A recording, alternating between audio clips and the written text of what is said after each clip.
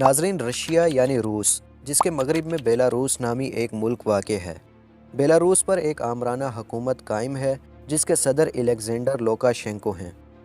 Belarus کے ساتھ روس کے گہرے تعلقات قائم ہیں۔ یہی وجہ ہے کہ بیلاروس اور روس کی افواج مشترکہ طور پر مشقیں کرتی رہتی ہیں اور ان کے درمیان برادرانہ تعلقات قائم ہیں۔ تاہم روس نے اپنے ایٹمی ہتھیار بیلاروس میں منتقل کرنا شروع کر دیے ہیں۔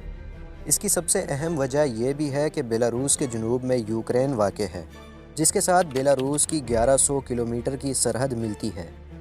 مزید یہ کہ یوکرین کے ساتھ روس کے تعلقات کافی خراب ہیں اور کئی سالوں سے ان دونوں کے درمیان جنگ جاری ہے، اور بیلاروس کو روس نے یوکرین کے خلاف ایک جنگی میدان کے طور پر استعمال کیا ہے۔ دفاعی طور پر یوکرین کی نسبت بیلاروس ایک کمزور ملک ہے۔ یہی وجہ ہے کہ طویل عرصے سے بیلاروس کے صدر الیگزینڈر لوکاشینکو ماسکو پر زور دیتے آ رہے ہیں کہ روس ان کے ہاں اپنے ایٹامک ہتھیار نصب کرے۔ موجودہ اسرائیل فلسطین تنازع اور مزید حالات کے پیش نظر روس نے صدر لوکاشینکو کی بات کو تسلیم کرتے ہوئے اپنے ایٹامک ہتھیار بیلاروس میں منتقل کرنا شروع کر دیے ہیں۔ روس کے ان ہتھیاروں کا بیلاروس میں منتقل کرنے کا اصل مقصد روس کو درپیش مغربی خطرات سے نمٹنا، خود کو محفوظ بنانا اور اپنے ہدف کو کم وقت میں زیادہ نقصان پہنچانا ہے۔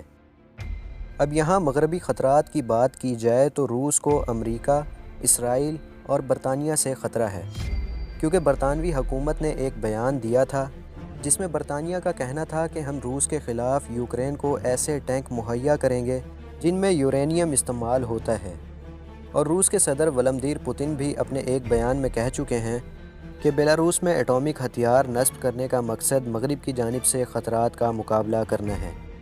تاہم اب تک یہ بات سامنے نہیں آئی کہ ماسکو نے کتنے ایٹامک ٹیکٹیکل ہتھیار بیلاروس میں منتقل کیے ہیں۔ اس کے ساتھ ساتھ روس کی آرمی کی جانب سے بیلاروس کی افواج کو میزائل چلانے اور ٹیکٹیکل ہتھیار کا استعمال کرنے کی تربیت بھی دی جا رہی ہے، لیکن ایٹامک ہتھیار اب بھی روسی فوج کے کنٹرول میں ہی ہیں۔ ناظرین، اس ویڈیو سے ریلیٹڈ اپنی رائے کمنٹ سیکشن میں ضرور دیں، اور ایسی مزید انفارمیٹیو ویڈیوز دیکھنے کے لیے چینل کو ضرور سبسکرائب کریں۔ شکریہ۔